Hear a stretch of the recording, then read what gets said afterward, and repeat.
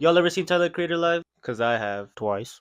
This time around, I got to see him for day 2 of his Chromacopia tour in Los Angeles. I was there with my girlfriend. This is us. Aww. And we had got into the crypto arena stupid early, like 3 whole hours early. Cause my thought process was get there early, get good seats, see the opening acts. My reasoning for this was cause last year I went to go see Travis Scott with a friend, and we had gotten there like 3 whole hours earlier. And just an hour and a half later, the line was already around the block. This wasn't the case this time around, so we just waited 3 hours in the cold when I really had to pee. But all was good because once we got inside, we were able to use the restrooms that were right behind where we were seated. Every arena has to be built the way the crypto was built. It's just so much more convenient than having to walk around the whole venue looking for a restroom. But once we had gotten to our seats, we were finally able to see the opening act, Paris, Texas. I'd actually heard of Paris, Texas before this, but I had no idea the kind of music they actually made. For all I knew, it could have been French country music. I actually liked a good chunk of the songs that they played, but I could tell the people around me didn't know what to think of it. I think it's because it was very different from a lot of the stuff you usually hear nowadays. They actually had a nice stage presence, and I feel like they brought a good energy to the performance. But out of all the songs they played, there was one I really liked, and I ended up looking for it after the concert. This is the song. Go listen to it. And this is the rest of their set list if you guys are interested. Next up was Lil Yachty. I was actually really excited to see Lil Yachty because I listened to a lot of his music, and I saw that everyone else was also excited because unlike the last performance, everyone stood up for this one. Which kind of sucks because I feel like Paris, Texas did deserve to have people stand up for their performance, but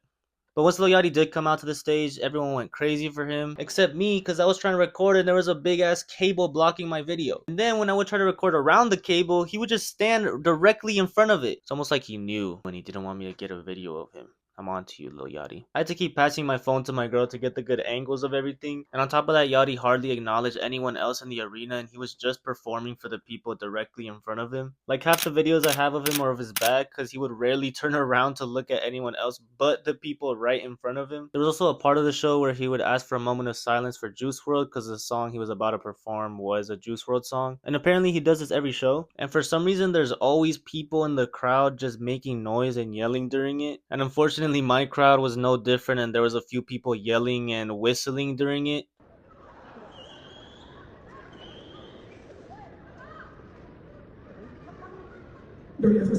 So I honestly don't understand why people do stuff like that, because you just look super weird. But aside from that, I really enjoyed his performance, and he actually played a lot of his classic songs. Here's what Yachty's set list looked like if you're interested. And lastly, the reason you clicked on this video, Tyler the Creator. Something I really liked about all the performances was that everybody was on time. No time was wasted. Everybody came out on their designated time spot, and there was only like 15 to 20 minutes between each performance, which is how every concert should be. Once Tyler did come out on stage, everyone went crazy for him. He obviously came out to Saint Chroma, and by the way the stage was built, I thought he was going to come marching from around the side of the stage since it's these big old storage containers. Once the music started, the storage container actually opened up to reveal him standing there.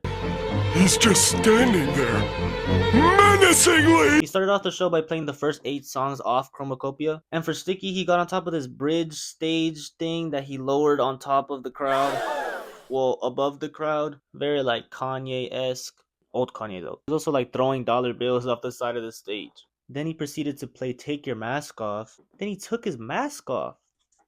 But in all seriousness, the stage design for this concert was crazy. There was 3 total stages. There was the main stage, the bridge stage, and then there was a little stage. The little stage was decorated like a little room. Like there was a record player in the middle, a couch on the side, a coffee table. And once he was on this little stage, he actually changed into a whole other outfit, which actually makes sense because I can't imagine having to perform for like 2 hours in a suit and for multiple days in a row. On the stage, there's actually a box of vinyl records, and in the box are each of his albums on vinyl. And that's how he would transition into each of his albums. He would play them on the record player. And if you're wondering, these were the songs that were actually played during Tyler's set. During Yonkers, the dude behind me actually shouted so loud that he spit all along the side of my neck. It